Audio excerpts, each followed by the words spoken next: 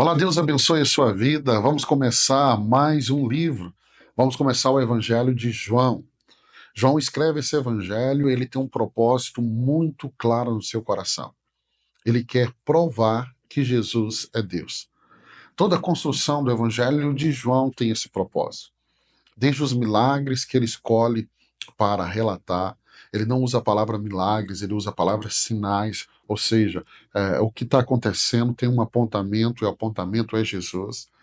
A forma que ele escreve esse evangelho, as declarações de Jesus apontam para mostrar ao seu leitor que Jesus é Deus.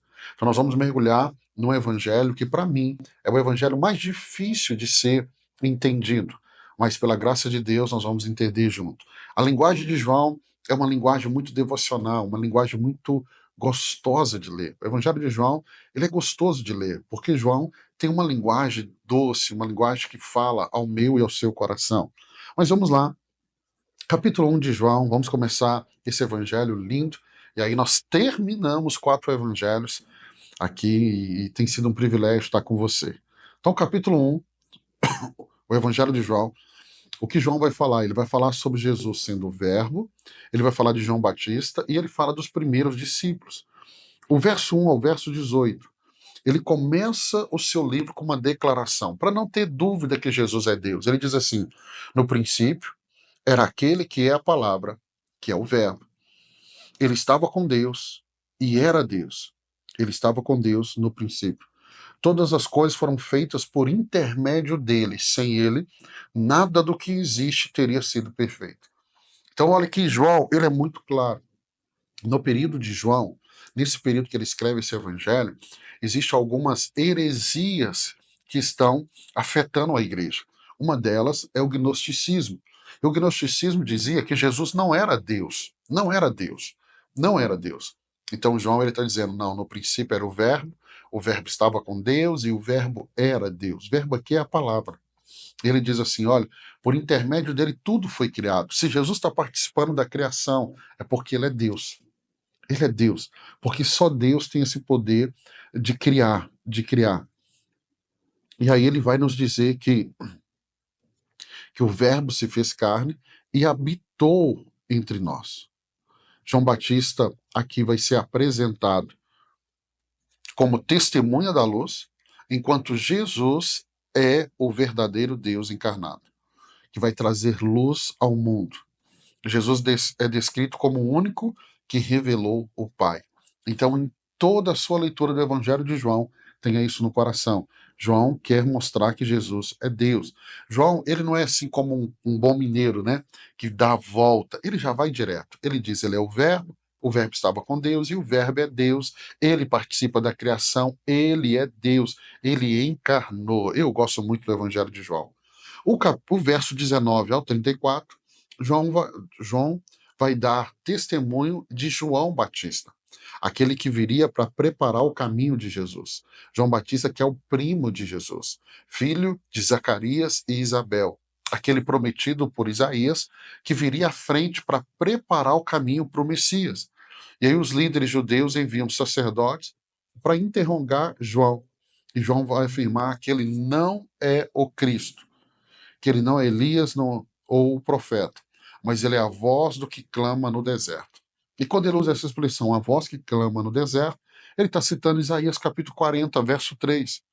João testemunha que viu o Espírito Santo descer sobre Jesus no momento que Jesus é batizado por João e declara que ele é o Cordeiro de Deus que tira o pecado do mundo. Ontem nós vimos aqui o momento da crucificação. Jesus é crucificado na festa da Páscoa, no dia que o Cordeiro Pascual era imolado. Ele é o Cordeiro de Deus que tira o pecado do mundo. Ele é o Cordeiro de Deus, esse sacrifício substituto que substituiu a mim e a você. Eu e você estamos condenados à morte, mas Jesus tomou o nosso lugar. O verso 35 ao verso 51, nós temos aqui um relato que vale a pena você ler com muito atenção, que fala do chamado dos primeiros discípulos. Então, chamado dos primeiros discípulos. João Batista aponta Jesus a 2 de seus próprios discípulos, provavelmente André e provavelmente João, que vão passar a seguir, porque provavelmente não dá para a gente cravar, até porque a gente não tem essas informações. André vai levar o seu irmão, Simão Pedro, a Jesus, que muda o nome para Pedro. No dia seguinte, Jesus encontra Felipe, que vai trazer Natanael. E ao ser convencido pela onisciência de Jesus, Natanael reconhece Jesus como Filho de Deus e Rei de Israel. Essa passagem é muito importante e eu gosto de ver aqui como que as pessoas, os discípulos, estão levando outros a Jesus. Esse é um grande chamado de Deus e é um chamado para todos. Todos têm esse chamado de testemunhar de Jesus e de levar as pessoas que estão à minha volta, dentro da minha casa, meus amigos, a Jesus. E você não pode, eu não posso, ter vergonha de apresentar Jesus às pessoas. Não podemos, não podemos. O capítulo 1, ele termina nos mostrando essa realidade. Lá em Gênesis capítulo 1, do verso 1 ao 3, é o início da criação. Deus começa a criar através da palavra, e disse Deus. E João aqui identifica Jesus como a palavra, como o verbo. Hebreus capítulo 1, verso 3, fala que Jesus, ele é a expressão exata de Deus. Na primeira carta de João, no capítulo 1, verso 1 ao 3, ele dá esse testemunho que Jesus é a encarnação de Jesus é como testemunho aos homens. Então você vê que o capítulo 1 de João, ele nos desafia a contemplar a glória de Deus revelada na pessoa de Jesus Cristo. E assim como João Batista, eu e você devemos testemunhar a respeito de Cristo e apontar os outros para ele. Ou seja, quando falamos do evangelho, a atenção não está em mim, não está no mensageiro. A atenção está na mensagem, que é Cristo. Vamos para o capítulo 2. Capítulo 2, nós temos o primeiro milagre, e aqui fala também da purificação do templo. O milagre em Canaã da Galileia. Verso 1 ao verso 2 é o momento que Jesus é convidado a um casamento em Canaã da Galileia. E a Bíblia vai dizer que o vinho acabou. Vinho, na Bíblia, tem simbolismo de alegria. Então você vê que Jesus está num casamento, um casamento que acabou de acontecer, e a alegria, o vinho desse casamento já acabou. Mas Jesus estava ali e a mãe de Jesus vai pedir que ele faça algo. Ela dá a orientação que os servos que eles estavam servindo, que ouvisse a orientação de Jesus. Jesus pede para encher talhas com água, que ele vai transformar a água em vinho. Esse é o primeiro milagre. É o primeiro milagre. Ele é o primeiro milagre. Então você vê o primeiro milagre, transformação da água em vinho. Fisicamente isso é impossível. É impossível fisicamente. Mas é possível porque Jesus é Deus. Somente Deus tem esse poder criador. Somente Deus. Somente Deus. Somente Deus. E aí o milagre em Canaã da Galileia vai revelar Jesus aos seus discípulos, a quem está na festa, como sendo Deus. O verso 13 ao 22 é a purificação do templo. Aqui é o momento da Páscoa. Jesus vai ao templo e ele vai encontrar cambista e vendedores. Você percebe que essa parte aqui, onde Jesus purifica ali o templo, ela é muito incisiva e ela está logo no início de João, porque João não tem esse compromisso de escrever de ordem cronológica. O propósito dele é apresentar Jesus como Deus. E aí Jesus afirma que aquele templo é a casa de meu pai. E eles transformaram em um mercado. Não era o fato de estar vendendo algo ali, até porque nós temos peregrinos vindo de toda Israel.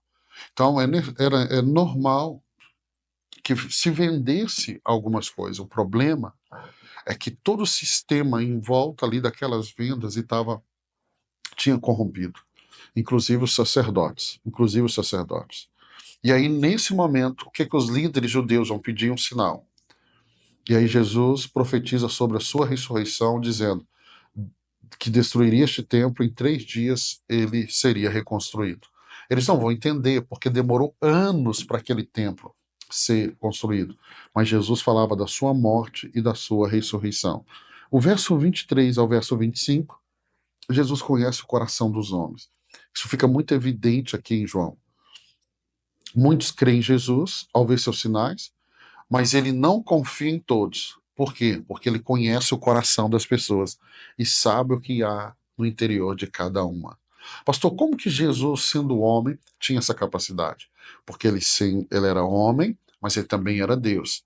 Então, ele se encarnou, ele se fez carne para habitar no nosso meio, como no capítulo 1, João disse. Né? Isaías 25:6. Ele diz, fala de uma profecia de um banquete preparado por Deus, simbolizado no vinho da festa em Caná. Isso é muito interessante. Salmo 69, verso 9, nos fala, e é uma profecia sobre Jesus, dizendo: o zelo pela minha casa me consumirá. E isso é citado pelos discípulos para explicar a purificação do templo. Vamos ao capítulo 3. Capítulo 3 nós temos o encontro de Jesus com Nicodemos e a mensagem da salvação. Esse capítulo, preste muita atenção, é muito lindo. Jesus, aqui no verso 1 ao 15, Nicodemos é um fariseu, membro do Sinédrio. Ele vai até Jesus à noite. Por que à noite? Porque ele não quer ser visto. Ele não quer ser visto. Ele quer entender as obras de Jesus, os milagres de Jesus. E aí Jesus vai explicar para ele a necessidade de nascer de novo. Ele sendo um doutor da lei, ele não entende isso. Jesus é muito claro, Jesus está dizendo, para você entrar no reino de Deus, você precisa nascer de novo. Eu e você, todos nós, precisamos nascer de novo. Eu e você, todos nós, precisamos experimentar o novo nascimento. Nascer de novo. Isso só é possível quando eu abro meu coração para Jesus entrar. Isso só é possível quando eu me arrependo dos meus pecados. Isso só é possível quando eu, com a minha boca, confesso Jesus como Senhor e Salvador da minha vida.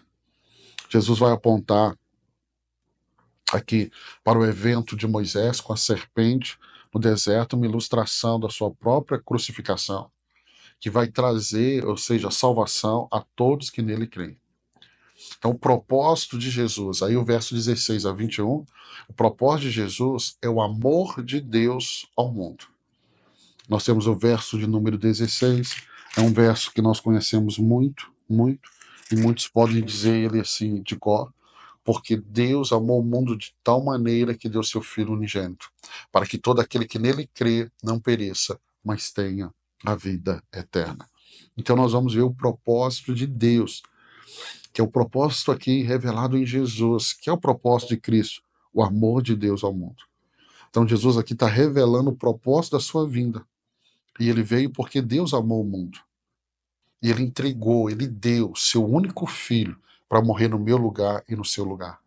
E aí Jesus vai explicar que aqueles que rejeitam a luz, eles já estão sob condenação.